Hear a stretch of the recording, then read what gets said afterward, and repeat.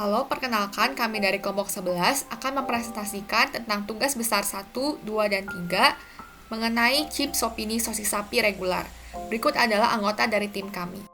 Selamat menyaksikan. Sekarang saya akan menjelaskan tentang deskripsi produk yang kami bahas, yaitu Sopini sosis sapi regular, yang merupakan produk daging olahan yang berbahan dasar sapi yang dikemas dalam kaleng dengan label berwarna hijau terang. Berat kotornya adalah 325 gram, berat bersihnya 205 gram, yang harganya berkisar antara Rp25.000 sampai Rp27.500. Lalu diproduksi oleh PT Surya Jaya Abadi Perkasa di Probolinggo, Jawa Timur dengan merek CIP. Selanjutnya, saya akan membahas tentang rantai pasok produk. Jadi pertama-tama dimulai dari peternakan sapi sebagai penyedia bahan baku utama produksi. Peternakan ini terletak di Pasuruan dan Probolinggo di Jawa Timur. Lalu setelah itu dari peternakan, daging akan disalurkan ke CV Buana Artomoro untuk dilakukan proses freezing, supaya daging itu dapat lebih awet dan tahan lama. Selain itu ada pemasok kaleng juga yang digunakan sebagai wadah dalam produksi dari PT Latinusa Tbk, serta pemasok bahan baku lainnya misalnya seperti bumbu, label produk, dan lain sebagainya. Selanjutnya, setelah bahan baku lengkap, disalurkan ke PT Surya Jaya Abadi Perkasa untuk dilakukan produksi. Setelah produk jadi, barulah akan dipasok ke distributor. Lalu dari distributor tersebut akan menuju ke grosir, misalnya seperti supermarket, dan juga pengecer seperti warung. Barulah setelah pendistribusian tersebut, produk chip sosis opini sapi akan sampai ke tangan konsumen untuk dikonsumsi. Saya akan menjelaskan mengenai proses produksi sosis. Ini memiliki 5 tahapan yang penting. Yang pertama, adanya persiapkan bahan baku. Lalu, adanya proses penggilingan untuk menggiling frozen boneless beef. Lalu, adanya proses pencampuran. Semua bahan baku dicampur dengan komposisi daging sapi sebesar 42,7%. Selanjutnya adalah proses mengisi selongsongan. Ini adalah proses memasukkan olahan daging yang sudah tercampur rata ke dalam selongsongan. Lalu selanjutnya proses pemasakan. Ini memasak sosis agar matang sempurna melalui suhu oven. Penjelasan mengenai produksi packaging kaleng dan kertas. Ini terdiri dari produksi kaleng dan kertas label. Untuk yang kaleng, memiliki 4 tahapan yang penting. Yang pertama, printing, proses pemberian lapisan pada sisi dalam kaleng. Yang kedua, slitting, proses pemotongan lembar logam agar sesuai dengan ukuran kaleng yang diinginkan. Yang ketiga, pressing komponen, proses pembuatan pola untuk kaleng, tujuannya agar didapatkan ukuran yang detail.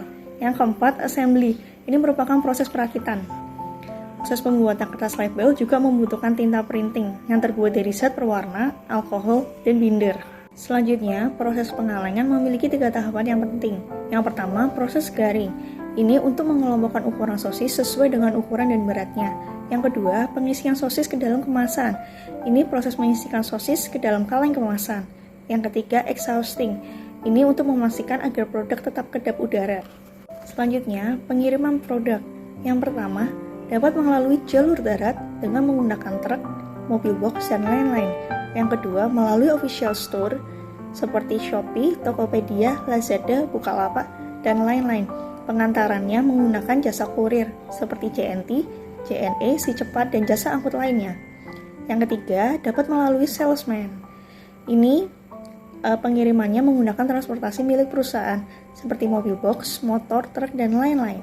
Yang keempat, dapat menjalin kerjasama dengan distributor, dan pengirimannya dapat melalui jalur darat, air, dan udara. Pada bagian ini, saya akan membahas mengenai bills of material dari chips opini sosis sapi. Untuk bills of material yang dipakai ini sendiri, itu adalah berjenis teri yang memuat kebutuhan material secara lengkap, disertai dengan banyaknya jumlah komponen penyusun, serta dalam bentuk skema sesuai dengan level breakdown-nya. Berikut akan ditampilkan bills of material dari chips opini sosis sapi. Pada bagian ini akan dibahas mengenai life cycle assessment skenario saat ini. Untuk tools yang kelompok kami gunakan adalah EI99. Pada tahap pertama ada beberapa faktor. Yang pertama itu ada function of system. Jadi fungsi dari sistem ini atau produk ini adalah untuk sebagai bahan pelengkap makanan. Berikut ditampilkan tabel dari function of system. Terus selanjutnya ada faktor kedua yang perlu didefinisikan terlebih dahulu. Yang pertama adalah unit fungsional. Jadi unit fungsional yang dipakai di sini adalah satuan gram dan sentimeter kuadrat untuk label produk. Lalu ada sistem boundaries yang menjadi batasan dari sistem, bisa dilihat pada gambar di slide ini. Lalu faktor yang keempat itu ada allocation and system expansion. Nah, yang dimaksud dari alokasi ini berhubungan dengan input yang diproses kemudian menghasilkan output. Produk chip sop ini sapi regular, inputnya adalah daging sapi beserta bahan lainnya, kemudian diproses sehingga menghasilkan dua produk yang berbeda serta menghasilkan emisi. Lalu faktor yang keempat itu adalah data quality refinement. Jadi ketika kita ingin memperoleh kualitas yang baik dari satu produk, maka diperlukan pertimbangan beberapa hal. Lalu, pada tahap yang kedua itu adalah define the life cycle. Jadi, pada tahap ini akan dipaparkan bagaimana si siklus hidup dari sop ini sosis regular, mulai dari material yang digunakan, lalu pemrosesan raw material, menjadi produksi yang setengah jadi, hingga menjadi produk jadi yang kemudian didistribusikan, digunakan oleh konsumen, dan menghasilkan waste. Nah, berikut adalah diagram pohon sop ini sosis sapi regular 325 gram. Nah, pada bagian juga ada warna yang berbeda, itu artinya diabaikan. Tahapan ketiga akan dilakukan kuantifikasi pada kandungan yang ada di dalam kaleng dan juga bahan proses pada produksinya. Nah, di sini misalnya ada aluminium, diambil dari massa aluminium satu kalengnya yaitu 184 kg. Ada juga yang lain misalnya dari proses transportasi, misalnya transportasi produk sosis sop ini yang sudah jadi dari pabriknya ke Jakarta menggunakan transportasi berbahan bakar diesel. Setelah itu kita akan masuk ke tahap keempat yaitu perhitungan untuk life cycle analysis berdasarkan eco indicator ya 99. Nah, di sini dibagi ke 3 tahap besar, ada produce, use, sama disposal. Nah, untuk produce sendiri, total millipointnya itu 42,513, sedangkan untuk use itu 10,757, dan untuk disposal sendiri itu minus 1,15. Nah, dari sini kita dapat melihat bahwa tahapan produce menghasilkan dampak lingkungan tertinggi. Kemudian di tahap 5 akan dilakukan interpretasi hasil millipoint tertinggi dari perhitungan LCA yang sudah dilakukan di tahap sebelumnya. Nah, di tahap ini kita bisa melihat bahwa produce memiliki dampak lingkungan yang tertinggi sehingga nantinya untuk evaluasi perlu diprioritaskan tahapan pada produce terlebih dahulu. Nah, di produce sendiri kita bisa melihat bahwa aluminium memberikan dampak terbesar karena millipointnya dari sana itu terbesar, sehingga untuk evaluasi maka akan diprioritaskan dari material aluminium dulu. Selanjutnya ada analisis LCA pada produk saat ini. Di tahap yang pertama, adanya data quality requirement itu sangat penting, di mana ada pertimbangan data berupa akuisisi data, referensi teknologi, serta waktu. Data quality requirement ini bertujuan untuk menghasilkan kualitas data yang baik. Pada tahap kedua, dibentukkan life cycle pada sosis sop ini dari pengadaan bahan baku, produksi, distribusi, serta sampai siklus akhir produk. Di sini, siklus akhir produk ini berupa pembuangan kaleng dan bahan sisa makanan. Pada tahap ketiga, di sini ada perhitungan amount untuk pengisian eco indikator 99. Di sini adanya asumsi untuk penentuan amount serta adanya perhitungan yang kecil dibulatkan menjadi 0. Nah, di tahap 4 dan 5, fase produce memiliki millipoint tinggi, di mana fase produce memiliki 42,51 millipoint, fase use 10,757 millipoint, dan fase disposal minus 1,15 millipoint, sehingga prioritas pada dampak lingkungan pada fase produce, use, serta disposal. Sekarang kita akan masuk ke Eco Design Strategy 1, yaitu Selection of Low Impact Material. Nah, di sini kelompok kami memberikan satu usulan, yaitu dengan menggunakan aluminium yang 100% recycled. Nah, di sini perbaikan dari aluminium itu dikarenakan dari LCA yang telah dilakukan, aluminium itu menyumbangkan dampak lingkungan terbesar. Setiap pembuatan kaleng baru akan dibutuhkan penambangan aluminium yang baru. Nah, selain itu, setelah selesai dipakai, maka aluminium baru itu akan langsung dibuang karena tidak dipakai lagi. Nah, untuk dampak lingkungannya, perbandingannya itu kalau 0% recycled ada 39 milipoin per kaleng, sedangkan 100% recycled itu 3 milipoin per kaleng. Nah, dari milipoin ini sendiri perbandingan cukup besar sehingga akan diambil yang 100%. Selanjutnya adalah eco-design strategi 2, yaitu untuk reduction of materials usage. Sebelumnya, pada setiap kaleng digunakan air rendaman sosis bermassa 0,124 kg untuk tetap menjaga sosis tetap awet. Berdasarkan Eco-Indikator 99, air rendaman sosis itu memiliki dampak lingkungan sebesar 0,003224 milipoin per kaleng, sehingga diajukan usulan alternatif, yaitu dengan menggunakan polyamide 6.6 atau disebut PA 6.6. Memiliki sifat tahan panas, mampu ditarik, tahan sobek, dan juga memiliki kualitas food grade. Selain itu, PA 6.6 juga cocok untuk digunakan pada kemasan bahan makanan yang sterilisasi dan vakum agar tetap awet. Namun, berdasarkan Eco-Indikator 99, PA 6.6 memiliki dampak lingkungan sebesar 24,255 milipoin per kalengnya, sehingga kesimpulannya alternatif PA 6.6 tidak dapat menggantikan air rendaman sosis. Kemudian dari Eco-Design Strategi 4, yaitu Optimization of Distribution System, ada 2 usulan dari kelompok kami, yaitu penggunaan kerat plastik dan tanker inland. Untuk penggunaan kerat plastik digunakan sebagai pengganti dari kardus packaging. Nah, kerat plastik yang dijadikan sebagai acuan itu terbuat dari bahan plastik HDPE. Nah, di sini setelah dihitung, maka dampak lingkungannya itu sebesar 10,10625 milipoin per kalengnya. Nah, sebenarnya kerat ini bisa dipakai terus-menerus, berbeda dengan kardus yang lebih mudah rusak. Akan tetapi, untuk kerat ini belum dihitung dengan dampak lingkungan yang diberikan apabila kerat tersebut kerat yang kosong itu dibalikan lagi ke pabriknya. Sehingga akhirnya kesimpulannya tetap menggunakan kardus karena dampak milipoin kardus sudah lebih kecil. Sedangkan tanker inland digunakan untuk sebagai pengganti dari fuel diesel yang dipakai untuk transportasi dan distribusi dari produk ke Jakarta. Nah, di sini untuk tanker inland dihasilkan dampak lingkungan sebesar 0,001 milipoin, sedangkan untuk diesel tadinya itu 0,0094 milipoin per kalengnya. Dari perbandingan tersebut digunakan tanker inland. Selanjutnya adalah Eco-Design Strategi 5, yaitu Reduction of Impact in the User Stage. Ini ada 2 usulan, yaitu solar panel dan juga penghematan listrik untuk mengurangi dampak penggunaan listrik terhadap lingkungan yang sebelumnya sebesar 5,4 milipoin per kaleng. Untuk solar panel merupakan perangkat yang menangkap energi dari sinar matahari yang nantinya akan diubah menjadi tenaga listrik. Lalu solar panel juga ramah lingkungan dan tidak memancarkan emisi gas rumah kaca.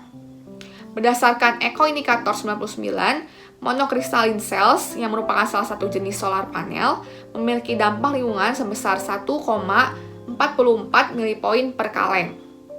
Selanjutnya untuk penghematan listrik, untuk mengurangi penggunaan cahaya, pemilihan lampu yang lebih hemat listrik, penghematan router dan modem, dan juga komputer. Lalu total penghematannya adalah 13%, sehingga dampak listrik terhadap lingkungan yang terbaru menjadi 4,69 milipoin per kaleng. Sehingga kesimpulannya, alternatif solar panel dan juga penghematan listrik dapat diterapkan. Kemudian untuk strategi perancangan ulang yang terakhir dari produk chips opening sosis sapi reguler ini adalah menggunakan Eco-Design Strategi 7, di mana Optimization of the End of Life System. Nah, meskipun pada LCA, End of Life produk ini atau disposal memiliki skor minus, aluminium tersebut tetap saja dianggap sebagai waste yang dibuang begitu saja. Nah, untuk menekan dampak lingkungan yang lebih banyak, maka akan dilakukan optimisasi dengan daur ulang atau repurpose aluminium. Nah, berikut adalah usulan dari perbaikan. Yang pertama adalah daur ulang kaleng, dan yang kedua adalah repurpose dari aluminium itu sendiri. Lalu dari ide perbaikan dan pengembangan produk chips opini sosis sapi reguler yang sudah dijelaskan sebelumnya pada tabel yang sudah ditampilkan pada slide ini, maka yang dapat diimplementasikan menjadi produk usulan untuk strategi pertama, material yang digunakan adalah 100% recycled aluminium. Lalu untuk strategi kedua, penggunaan PA66 ini tidak dapat diimplementasikan karena memiliki hasil indikator yang tinggi sebesar 24,55 milipoin per kaleng dibandingkan dengan penggunaan 100% recycled aluminium. Sehingga pada akhirnya, untuk penggunaan strategi yang dapat diimplementasikan untuk strategi perancangan ulang adalah eco-design strategi 1, 4, 5, dan 7. Lalu saya akan menjelaskan mengenai penilaian Litchfield untuk eco-design strategi yang pertama. Seperti yang dapat dilihat di tabel, terdapat perubahan pada recycled materials dari 0 menjadi 1. Kami mengusulkan produk chips opini sosis sapi reguler untuk menggunakan material 100% recycled aluminium sebagai bahan pengganti dari aluminium 0% recycled. Nilai indikator ketika menggunakan 100% recycled aluminium itu hanya 3 milipoin per kaleng dan mengurangi 12 kali lipat dari dampak lingkungan. Lalu seperti yang dapat dilihat pada tabel, untuk penilaian strategi 4 dari Litchfield untuk reusable packaging, produk awam dan produk usulan mendapatkan nilai 1. Ini menandakan bahwa tidak adanya perubahan, sehingga tetap menggunakan packaging karton. Untuk energi efisiensi transport mode, pada produk awal diberikan nilai 0,5 dan nilai 1 untuk produk usulan. Terdapat perbaikan yang semula menggunakan truk pada jalur darat digantikan dengan tanker inland untuk jalur laut. Lalu, yang energi efisien logistik penilaiannya sama-sama 0,5 yang menandakan bahwa tidak adanya perubahan. Setelah itu, untuk penilaian Litchfield eco-design strategi kelima, dapat dilihat pada tabel bahwa perubahan yang terlihat hanya pada low energy consumption untuk produk awal 0,5 dan 1 untuk produk usulan. Kami mengusulkan untuk melakukan penghematan listrik baik untuk produksi maupun distribusi dan dapat juga digantikan dengan panel surya untuk menghasilkan energi listrik. Kelompok kami mengusulkan untuk menggabungkan penggunaan panel surya dan penghematan listrik yang menghasilkan nilai indikator sebesar 1,253 milipoin untuk setiap kalengnya, atau dengan kata lain terjadi pengurangan sebanyak 23,2% daripada penggunaan listrik awal. Berikut ini merupakan penilaian eco-design strategi 7. Pada eco-design strategi 7 ini hanya dilakukan perbaikan pada aspek recycling material, yaitu dengan upaya recycle dan repurpose kaleng.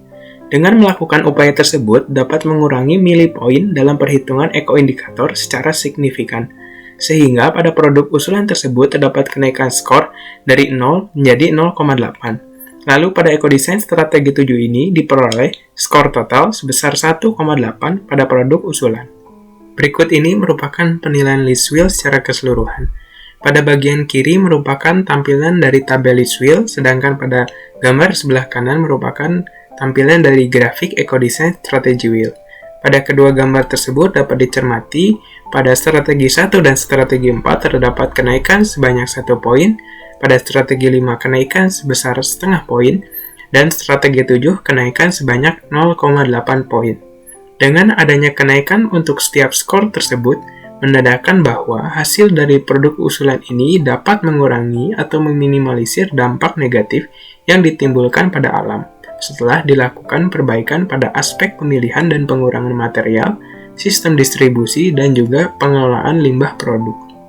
Selanjutnya, terdapat analisis Litchfield pada strategi-strategi yang sudah dijelaskan pada slide sebelumnya, di mana strateginya terdapat penggunaan kaleng dengan bahan recycle aluminium, penggunaan tanker inland, penghematan listrik, serta panel surya.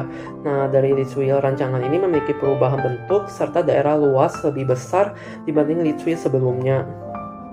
Nah, dari Litchfield ini juga rancangan dapat mempengaruhi perhitungan eco-indikator, di mana pada fase produksi ini memiliki total milipoin sebesar minus 30,337, pada fase use memiliki total milipoin 6,60144, sehingga didapatkan analisis pada LCA sekarang dan yang sebelumnya, di mana adanya penurunan fase produce sebesar minus 72,85 milipoin, fase use memiliki penurunan 4,16 milipoin, di mana ada fokus utamanya yaitu transportasi serta material. Nah, perbaikan lanjutannya itu berfokus pada pengurangan dampak lingkungan packaging saat industri, di mana adanya packaging karton.